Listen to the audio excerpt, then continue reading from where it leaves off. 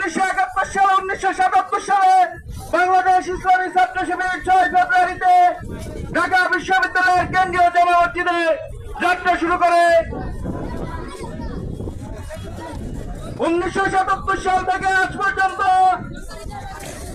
ছাত্র শিবিরের আজ 49তম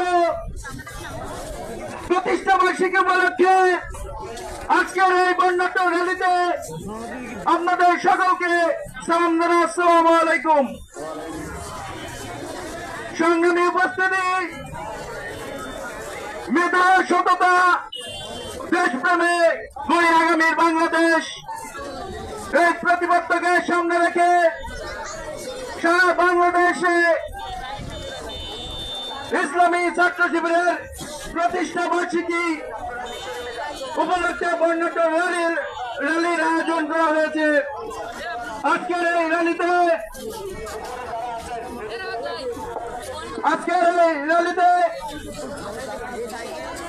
আমাদের মাঝে বক্তব্য রাখার জন্য অনুরোধ করছি বাংলাদেশ ইসলামী ছাত্র শিবির বাগেরহাট জেলা শাখার সাবেক সংগ্রামী সভাপতি নজরুল হাসান সাহেব ভাইকে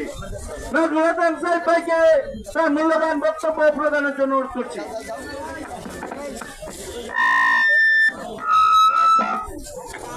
উপরে যারা আছেন নিচে নেমে যান, দ্রুত নিচে নেমে যান।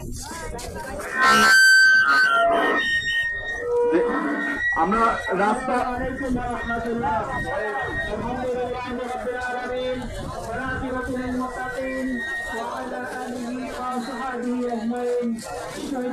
বাংলাদেশ ইসলামী ছাত্র শিবির এর 49তম প্রতিষ্ঠা বার্ষিকী। আজকে এই প্রতিষ্ঠা বার্ষিকী র্যালি পরবর্তী সমাবেশে উপস্থিত আছেন বাংলাদেশ ইসলামী ছাত্র শিবির বাগেরহাট জেলা শাখার সংগ্রামী সভাপতি হাফেজ মোর্শেদ আলম। উপস্থিত আছেন বাংলাদেশ ইসলামী ছাত্র শিবির সাবেক রাজপথ স্থাপনা নেতা, ঢাকা মহানগর পূর্বের সংগ্রামী সভাপতি, সাবেক বাংলাদেশ ইসলামী ছাত্র শিবিরের কার্যকরী পরিষদের অন্যতম সদস্য, কেন্দ্রীয় কমিটির সাবেক ছাত্র আন্দোলন সম্পাদক শেখ এনামুল কবির। উপস্থিত আছেন ইসলামী ছাত্র শিবিরের বিভিন্ন স্তরে দায়িত্বশীল বৃন্দ, সম্মানিত কর্মী ভাইরা। এজন্য পুনরায় আল্লাহ তাআলার দরবারে শুকরিয়া আদায় করি, আলহামদুলিল্লাহ। সম্মানিত শিক্ষার্থী বন্ধুরা, বাংলাদেশ ইসলামী ছাত্র শিবির 1977 সালের 6 ফেব্রুয়ারি 6 জন ভাইয়ের মাধ্যমে প্রতিষ্ঠিত হয়েছিল। প্রতিষ্ঠা লগ্ন থেকে অদ্যাবধি পর্যন্ত বাংলাদেশ ইসলামী ছাত্র শিবির এদেশের ছাত্র সমাজের জন্য, কল্যাণের জন্য, একটি উন্নত সমাজ গঠনের জন্য, ইহকালীন এবং পরকালীন নাজাতের জন্য ছাত্রদের মাঝে কাজ করে যাচ্ছে।